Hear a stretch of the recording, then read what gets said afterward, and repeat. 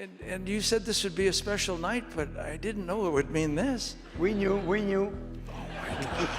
Oh my God, this is a humbling moment. A humbling moment. So thank you, Terry, from the bottom of my heart. John Travolta has spent decades as one of Hollywood's most recognizable faces. From his breakout role in Saturday Night Fever to his legendary comeback in Pulp Fiction, the world watched him dance, act, and charm his way across cinema history. But behind that famous smile and easy confidence, a very different story was unfolding. For roughly 30 years, Travolta navigated a private life that bore almost no resemblance to the image carefully constructed for public consumption.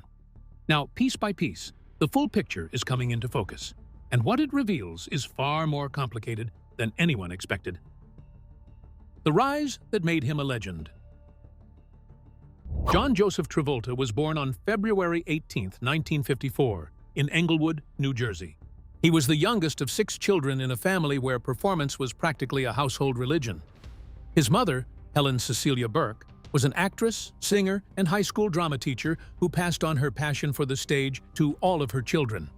His father, Salvatore Travolta, had been a semi-professional American football player who later became a tire salesman. Growing up in an Irish and Italian Catholic household just outside New York City, young John absorbed the energy of performance early and never let it go. By age 16, Travolta made a decision that shocked many around him. He dropped out of high school to pursue acting full-time. With his parents' blessing, he moved through commercials, small television parts, and off-Broadway productions. His off-Broadway debut came in Rain in 1972. From there, he toured in a minor role in the stage production of Grease, before landing his Broadway debut in the 1974 musical Over Here, alongside Patty and Maxine Andrews. The trajectory was building. Nobody needed to know yet just how fast it would accelerate. In 1975, everything changed. Travolta landed the role of Vinnie Barbarino in the television sitcom Welcome Back, Kotter, and overnight, he became a teenage sensation. The show ran until 1979 and turned him into a genuine cultural phenomenon. Fan mail poured in. Magazine covers followed. Teen idol status arrived before he had even fully settled into adulthood. His mother, a drama teacher, reportedly worried that playing such a low Ike character would damage his reputation as a serious actor. History would prove those concerns unnecessary. While still on the show, Travolta began crossing into film. His debut came in the horror film The Devil's Rain in 1975, which turned out to carry far more significance than anyone realized at the time. It was on that set that a female co-star introduced him to the book Dianetics and eventually helped lead him into the Church of Scientology. Then came a supporting role in Brian De Palma's Carrie in 1976. De Palma would later note that even in that supporting capacity, something about Travolta commanded attention on screen. That quality would soon carry an entire film. Saturday Night Fever arrived in December 1977 and turned John Travolta into an international star. Playing Tony Manero, a young man from Brooklyn who found liberation on the disco dance floor, Travolta delivered a performance of raw, physical energy and emotional depth that resonated globally. The film's soundtrack, featuring the Bee Gees, sold tens of millions of copies. The iconic opening sequence of Travolta walking down a Brooklyn sidewalk to the sound of Staying Alive became instantly embedded in popular culture. At just 24 years old, Travolta received his first Academy Award nomination for Best Actor, making him one of the youngest performers ever to receive that recognition. During that same production, personal tragedy struck. Travolta had fallen into a romantic relationship with actress Diana Hyland, who was 18 years his senior and had portrayed his mother in the 1976 television film The Boy in the Plastic Bubble. While Travolta was filming Saturday Night Fever, Hyland's breast cancer returned after an earlier mastectomy. He flew back to Los Angeles to be by her side, and she died in his arms on March 27, 1977. The grief was real, visible, and profound. And yet, professionally, the momentum could not be stopped. Grease followed in 1978, a musical set in 1950s high school nostalgia that gave Travolta another transformative role as Danny Zuko alongside Olivia Newton-John. The soundtrack topped the Billboard 200 chart and produced multiple hit singles. The film became one of the highest-grossing musicals in cinema history. His mother and his sister Anne appeared briefly in Saturday Night Fever, and his sister Ellen played a waitress in Grease, making his family legacy interwoven with his biggest successes. Travolta had also released a single, Let Her In, which peaked at number 10 on the Billboard Hot 100 in 1976, demonstrating that his talent extended well beyond acting and dancing alone.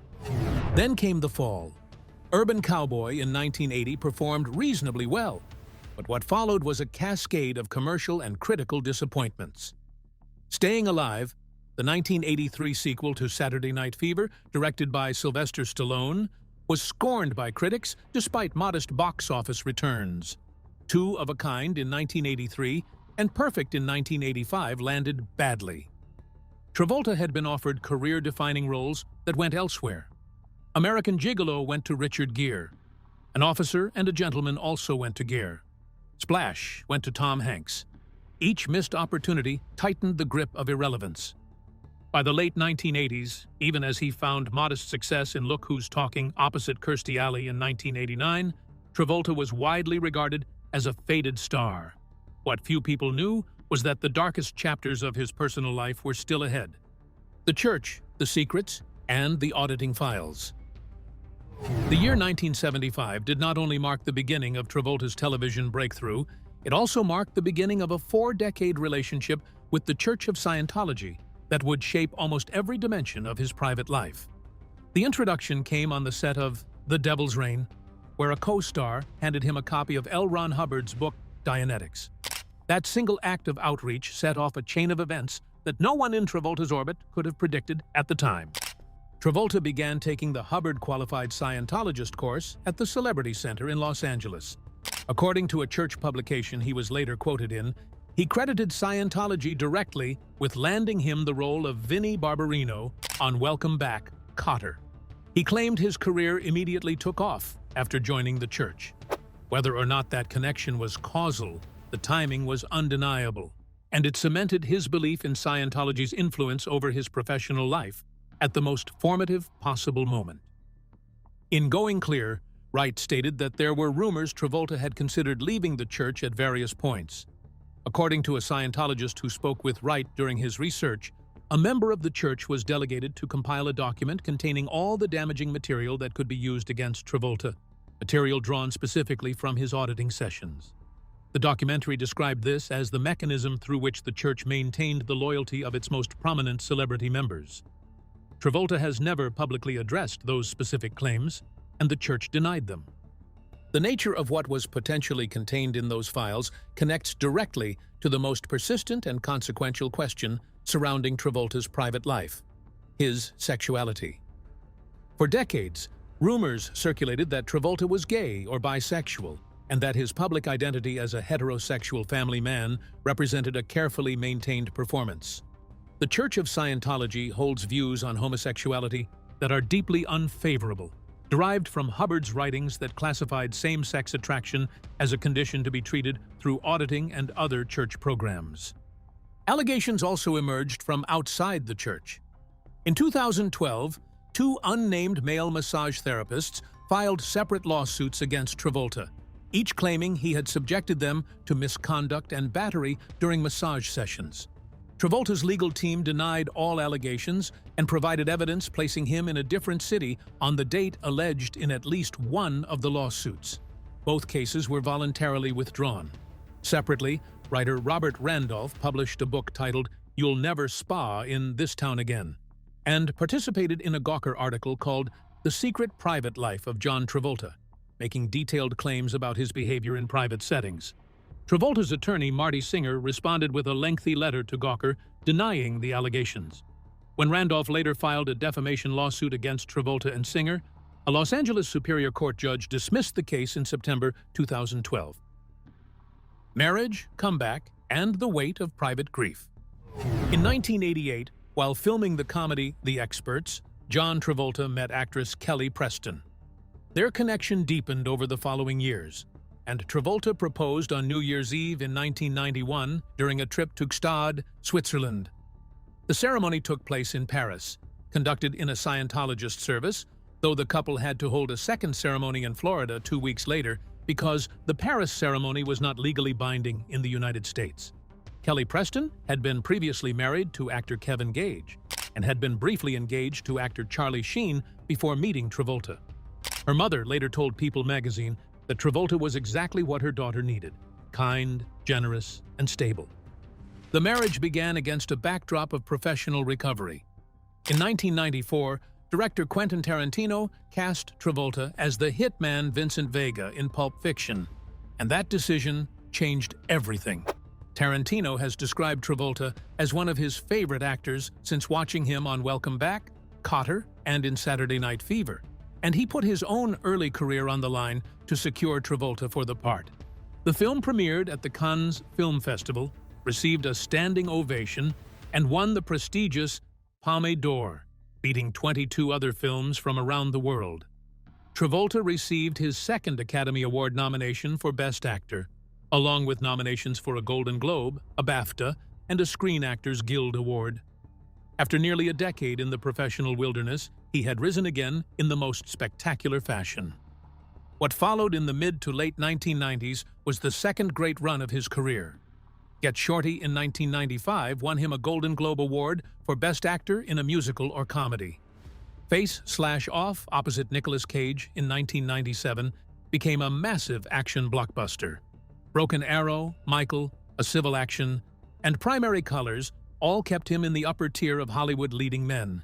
He had successfully rebuilt the professional architecture that had collapsed in the 1980s.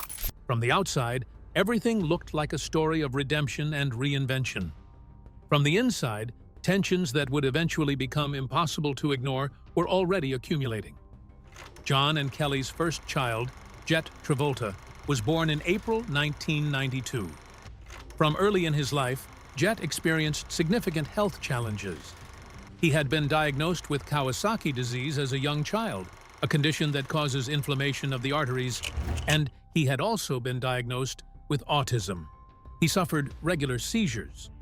Travolta and Preston did not publicly discuss their son's conditions for many years, in part because of their religious beliefs.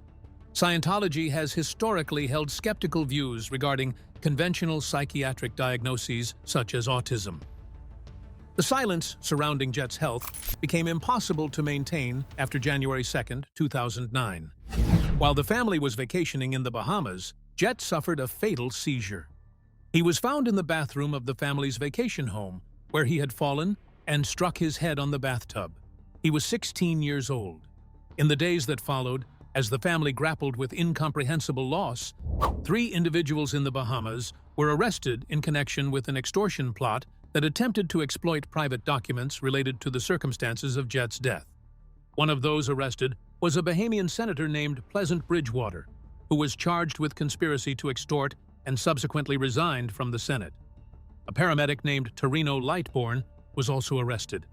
During the trial, Travolta took the stand and publicly confirmed for the first time that Jett was autistic and had suffered regular seizures, typically occurring every 5 to 10 days.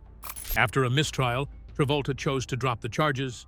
He later stated that his immediate family and his faith in Scientology helped him process the loss. In memory of Jett, he created the Jett Travolta Foundation to support children with special needs. Loss, departure, and what remains. In the years following Jett's death, the professional momentum that had sustained Travolta through the late 1990s and early 2000s began to slow. Battlefield Earth in 2000, a Scientology-connected production based on a novel by L. Ron Hubbard, was savaged by critics and audiences alike and won a string of Razzie Awards. Kelly Preston appeared in the film as well, adding a personal dimension to what became a professional embarrassment. Wild Hogs in 2007 and Hairspray in 2007 offered commercial successes, but the critical and cultural standing he had rebuilt with Pulp Fiction gradually eroded. The later years of his film career saw a rotation between action films, comedies, and television productions that generated little of the artistic excitement of his peak years. Then came July 12, 2020, and another devastating loss. Kelly Preston died at their home in Clearwater, Florida, at the age of 57. She had been diagnosed with breast cancer 2 years earlier, in 2018, but the diagnosis had not been widely shared publicly. She had been receiving treatment at the MD Anderson Cancer Center in Houston and at other medical facilities. Travolta announced her death on Instagram, writing that her love and life would always be remembered, and that he would be taking time to be present for his children who had lost their mother. The post had the quality of a man standing on the edge of an enormous silence. The death of Kelly Preston reignited scrutiny of Travolta's relationship with Scientology. For years, questions had circulated about whether the church's skepticism toward conventional medicine had influenced how members approached serious illness. Preston's decision to keep her diagnosis private was consistent with the kind of personal boundary the church tends to reinforce around medical matters. Whether that privacy was a personal preference, a religious impulse, or some combination of both, is not something the family has publicly addressed in detail. What is documented is that she sought treatment at mainstream medical facilities, which places her case outside the most severe examples of Scientology's influence on healthcare decisions. Following Preston's death, reports emerged suggesting that Travolta had begun distancing himself from the Church of Scientology. Sources described him spending time with people the church would not typically approve of and pulling back from the active participation that had defined his relationship with the organization for decades. He had not made any public statement confirming a departure from Scientology, and the church has not commented on any change in his membership status. Given how the church has historically handled prominent members, a quiet, undeclared distance is consistent with how such separations tend to unfold. The relationship between Travolta's public career and his private faith had always been complex. At moments when the church faced public pressure, he was brought forward to offer testimony about its benefits. According to the Going Clear documentary and Rights Research, this function was deliberate.